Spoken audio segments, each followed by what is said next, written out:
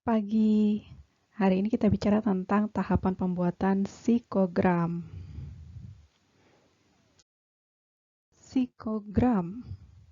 Psikogramnya itu bentuknya seperti ini.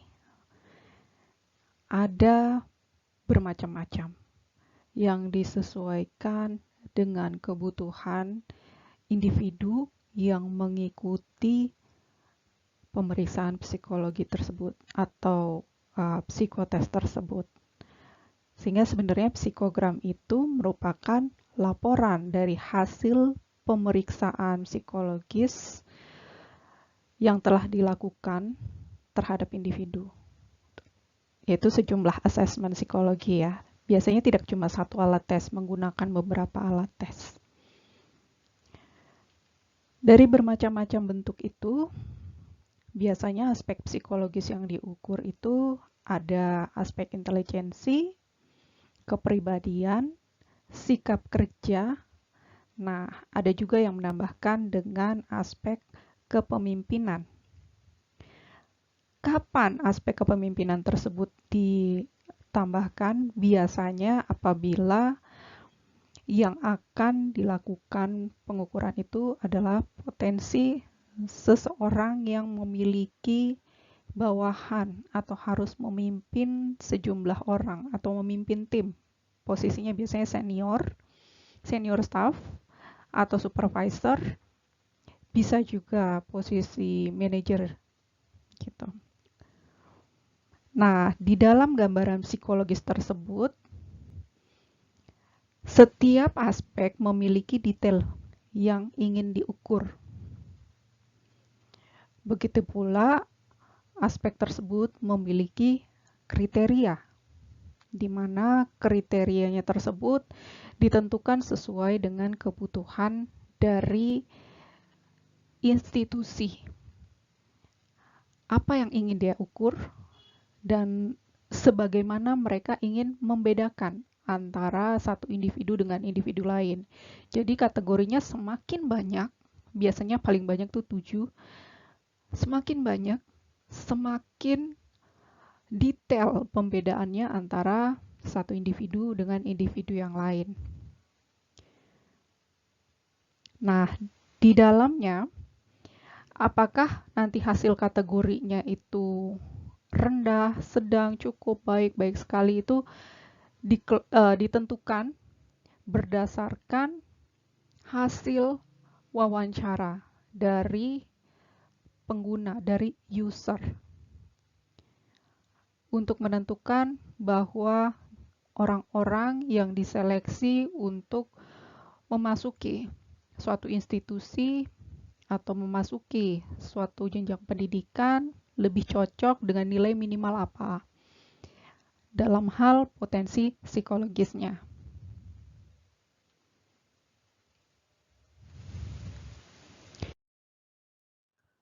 Tahapan-tahapan untuk membuat psikogram itu ada 3 biasanya, yaitu tahapan wawancara yang dilakukan terhadap user atau HRD, atau user dan HRD gitu ya. Nah, wawancara ini untuk mengetahui lebih detail mengenai uraian pekerjaannya, atau di sini disebutnya JD. Dan spesifikasi dari pekerjaan tersebut seperti apa? Sebutnya JS, job spesifikasi. Untuk menghasilkan potensi yang ingin diukur dan kategorinya itu apa? Apakah sedang, apakah baik atau baik sekali gitu.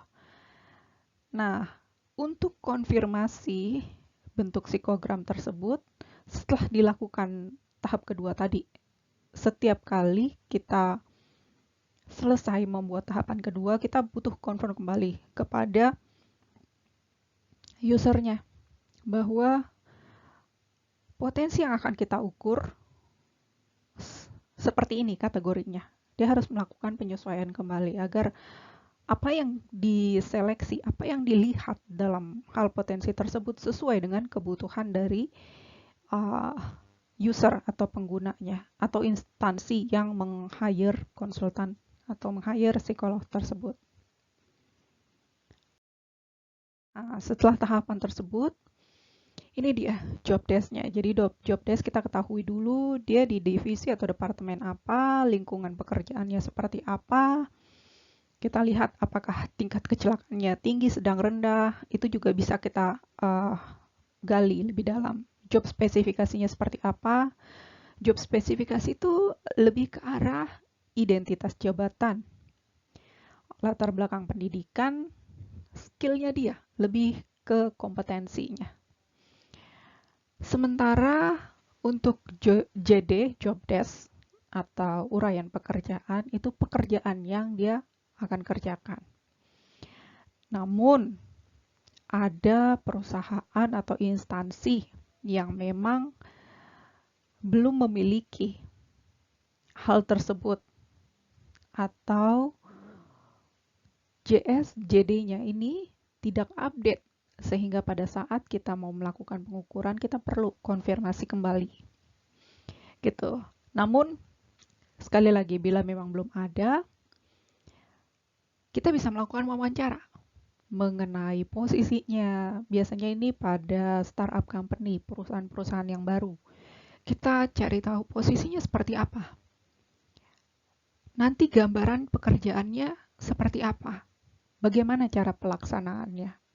Dari situ kita bisa mendapatkan individu seperti apa yang sesuai untuk pekerjaan tersebut.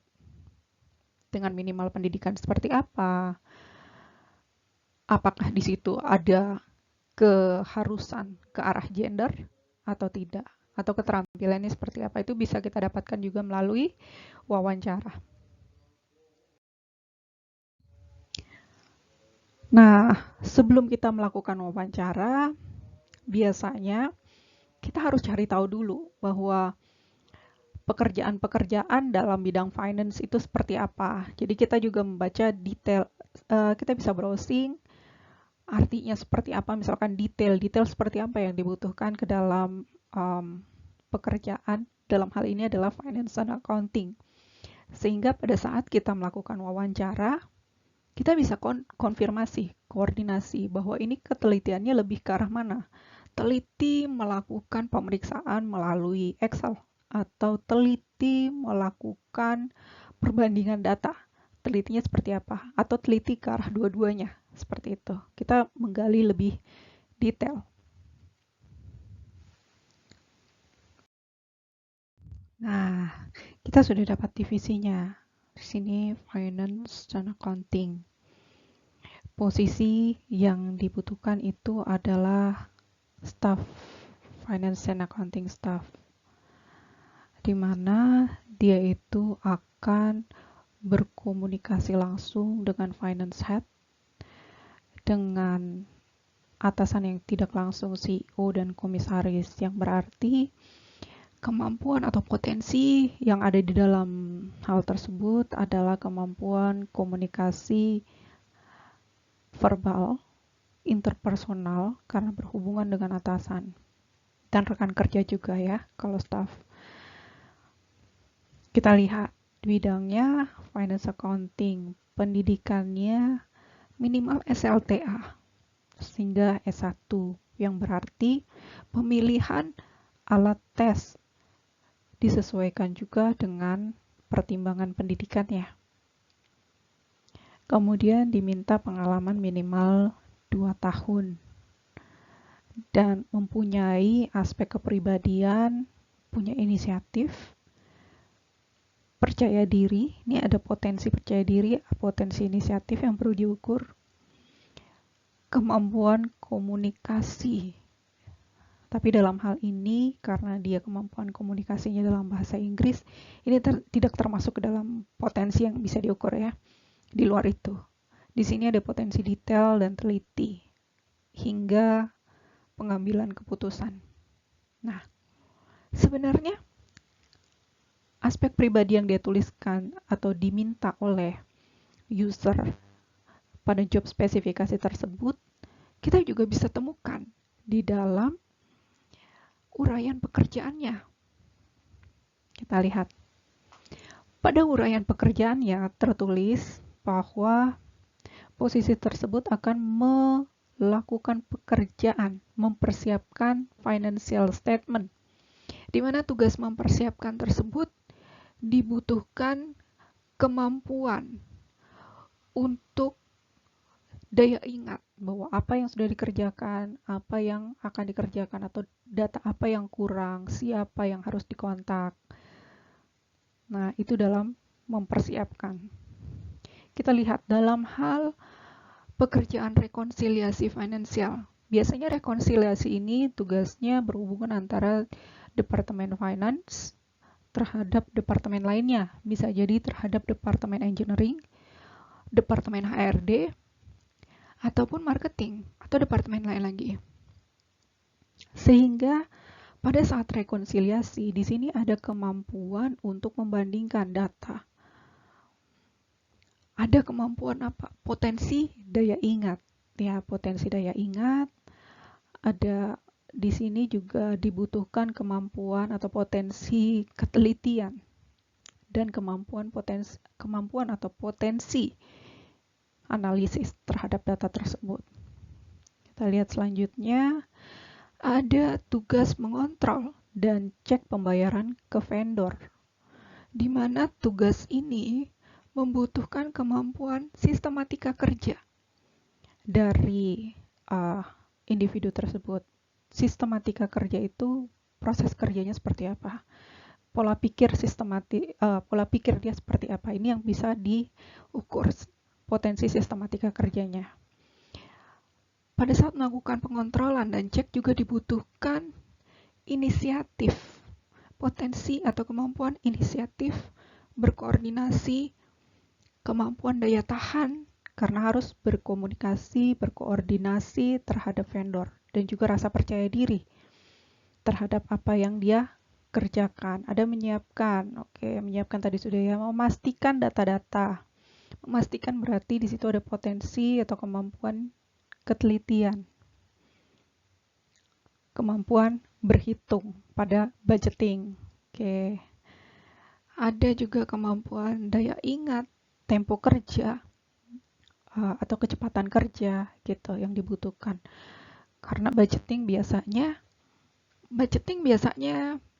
menentukan harga yang dibutuhkan pada jangka waktu tertentu.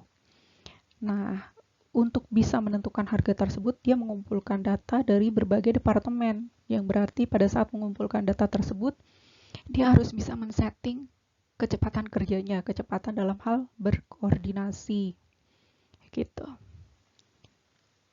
Di sini ada mengontrol pengeluaran, berarti di sini ada kemampuan untuk berhitung interpersonal juga, berhubungan dengan orang lain, dan memonitor transaksi departemen, seperti itu. Nah, kita sudah dapatkan potensi-potensi yang akan diukur, sehingga dari potensi tersebut biasanya dipindahkan atau dimasukkan ke dalam aspek psikologis yang akan diukur. Dalam hal ini, aspek psikologis untuk finance accounting staff yang akan diukur itu ada 3 aspek. Ada kemampuan intelektual, sikap kerja, dan kepribadian. Potensi tadi dimasukkan ke dalam kelompok aspek yang mana. Setelah itu ditentukan kategorinya. Kategorinya apakah baik, kurang, dan sebagainya. Nah, dalam hal ini bisa dilihat bahwa kategori yang diwarnai adalah kategorinya cukup semua. Karena pada hasil wawancara sudah ditetapkan bahwa untuk posisi finance dan accounting staff kategorinya adalah cukup. Namun antara satu perusahaan dengan perusahaan lainnya bisa berbeda, gitu, sesuai dengan kebutuhannya. Setelah ada potensi yang ingin diukur, biasanya seorang psikolog yang sudah memiliki surat izin praktek akan menentukan alat tesnya apa yang akan digunakan untuk melakukan penilaian atau pengukuran terhadap potensi yang ada. Seperti itu. Psikogramnya selesai. Ya, itu adalah dasar pembuatan psikogram, sehingga terbentuklah psikogram seperti ini. Sekarang Anda sudah update mengenai pembuatan psikogram.